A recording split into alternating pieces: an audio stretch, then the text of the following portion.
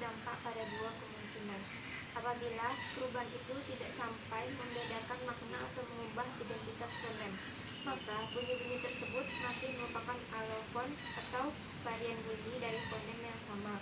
Dengan kata lain, perubahan itu masih dalam lingkup perubahan fonetis, tetapi apabila perubahan bunyi itu sudah sampai berdampak pada pembedaan makna atau pengubahan identitas fonem, maka bunyi-bunyi tersebut merupakan alofon dari fonem yang berbeda. Dan dengan kata lain, perubahan itu disebut sebagai perubahan fonemis. Jenis-jenis perubahan bunyi yaitu sebagai berikut. Yang A, asimilasi. Asimilasi adalah perubahan bunyi dari dua bunyi yang tidak sama menjadi bunyi yang sama atau yang hampir sama. Hal ini terjadi karena bunyi-bunyi bahasa itu diucapkan secara berurutan sehingga berpotensi untuk saling mempengaruhi atau dipengaruhi. Ada contoh sebagai berikut. Yang pertama, kata bahasa Inggris top diucapkan top dengan T apikodental, tetapi setelah mendapatkan S lamino palatal pada stop, kata tersebut diucapkan stop dengan T dengan juga lamino palatal. Dengan demikian dapat disimpulkan bahwa T pada stop disesuaikan atau diasimilasikan artikulasinya dengan S yang mendahulinya sehingga sama-sama lamino palatal. Jika bunyi yang diasimilasikan terletak sesudah bunyi yang mengasimilasikan disebut asimilasi progresif.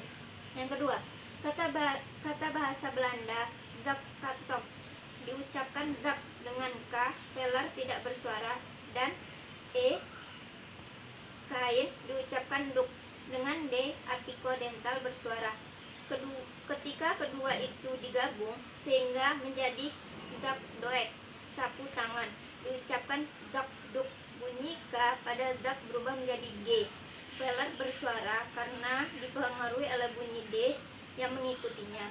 Dengan dikemukakan dapat disimpulkan bahwa K pada zak disesuaikan atau diasimilasikan artikulasi dengan bunyi D yang mengikutinya sehingga sama-sama bersuara jika bunyi yang diasimilasi terletak sebelumnya bunyi yang mengasimilasikan disebut asimilasi regresif. Yang ketiga, kata bahasa Batak Toba holanho hanya kau diucapkan holako. Suara hon diucapkan suatu bunyi N pada Holland dan bunyi H pada ho saling disesuaikan atau diasimilasikan menjadi K. Sedangkan N pada suara dan H pada hon saling disesuaikan dan diasimilasikan menjadi T. Dengan demikian dapat disimpulkan bahwa kedua bunyi tersebut yaitu N dan H saling disesuaikan. Jika kedua bunyi saling mengasimilasikan sehingga menimbulkan bunyi baru disebut asimilasi resiprokal. Dapat dilihat dari lingkup perubahannya. Asimilasi pada contoh 1 tergolong asimilasi fonetis karena perubahannya masih dalam lingkup alofon dari satu fonem, yaitu fonem T. Asimilasi pada contoh kedua juga tergolong asimilasi fonetis karena perubahan dari K ke G dalam posisi koda tergolong alofon dari fonem yang sama.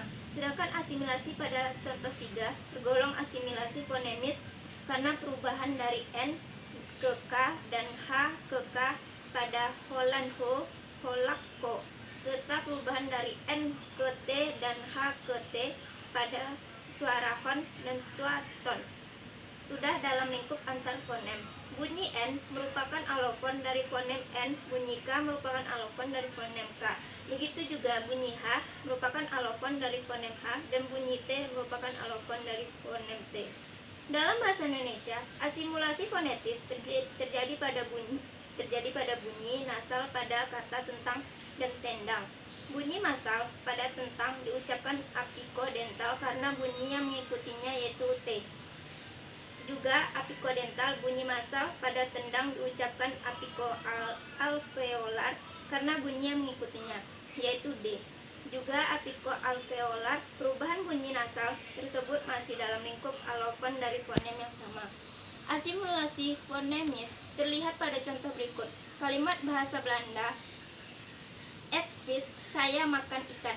Kata fish yang biasanya diucapkan fish pada kalimat tersebut diucapkan fish dengan privatif labiodental tidak bersuara karena dipengaruhi oleh kata E, I sama T, yang berakhiran dengan bunyi stop apiko alveolar tidak bersuara. Perubahan atau penyesuaian dari F ke T merupakan lingkup dari dua fonem yang berbeda, karena bunyi F merupakan alofon dan bunyi fonem P dan bunyi F merupakan alofon dari fonem F.